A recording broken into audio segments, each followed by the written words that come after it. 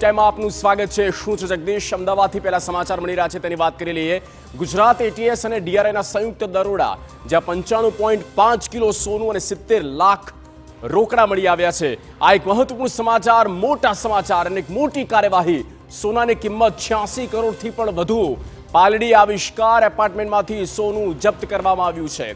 મુંબઈનો મેઘ શાહ અપાર્ટમેન્ટ જે ભાડે રહેતો હતો અને મુંબઈના મેઘ શાહના ઘરેથી સોનું અને રોકડ પણ મળી આવી છે।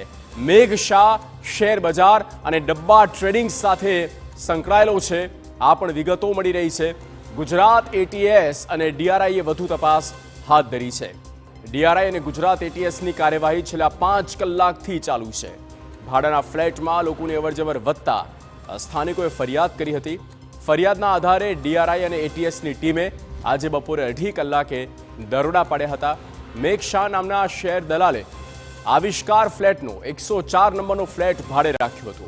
સોનું કોનું હતું, ક્યાંથી આવ્યું હતું, એ દિશામાં તપાસ થઈ રહી છે। અમદાવાદના પાલડી વિસ્તારમાં આવેલ આવિષ્કાર ફ્લેટમાં ડીઆરઆઈ અને એટીએસની ટીમ દ્વારા દરોડા પાડવામાં આવ્યા છે। એમાં 95 કિલો કરતાં પણ વધારે સોનું ઝડપાઈ આવ્યું છે અને એ સિવાય કેટલીક રોકડ પણ મળી આવી છે।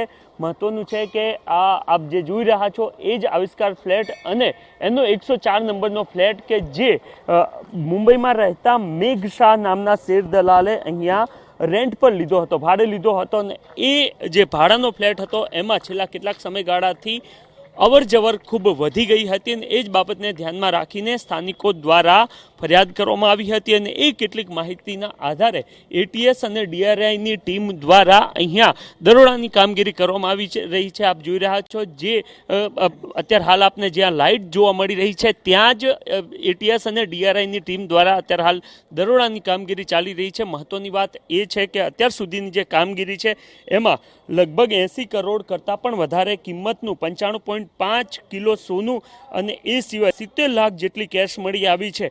હવે ડીઆરઆઈ અને એટીએસની ટીમ દ્વારા આ જે મેઘ શાહ નામના વ્યક્તિ છે એમનું કામગીરી કયા પ્રકારની હતી, આટલા મોટા પ્રમાણમાં સોનું ક્યાંથી આવ્યું હતું અને સોનાનો તેઓ શું કંઈ ઉપયોગ કરતા હતા એ સહિતની તમામ મહત્વની જે બાબતો છે એ બાબતો પર તપાસ કરવામાં આવી રહી છે। લગભગ બપોરના 2:30 કલાકે દરોડાની કામગીરી અહીંયા શરૂ કરવામાં આવી હતી, ત્યારથી લઈ લગભગ 5 કલાક કરતાં પણ વધારે સમય વીતી ગયો છે અને અત્યારે હાલ જે દરોડાની કામગીરી છે એ ચાલી રહેલી આપને જોવા મળી રહી છે। મહત્વનું છે કે સ્થાનિકો દ્વારા ફરિયાદ કરવામાં આવી હતી કે અહીંયા કેટલીક અવર જવર જે છે એ શંકાસ્પદ લાગી રહી છે અને એ જ બાબતને ધ્યાનમાં રાખીને એટીએસ અને ડીઆરઆઈની ટીમ દ્વારા દરોડાની કામગીરી શરૂ કરવામાં આવી હતી। કેમેરામેન મનીષ ત્રિવેદી સાથે નરેન્દ્ર રાઠોડ, TV9 અમદાવાદ।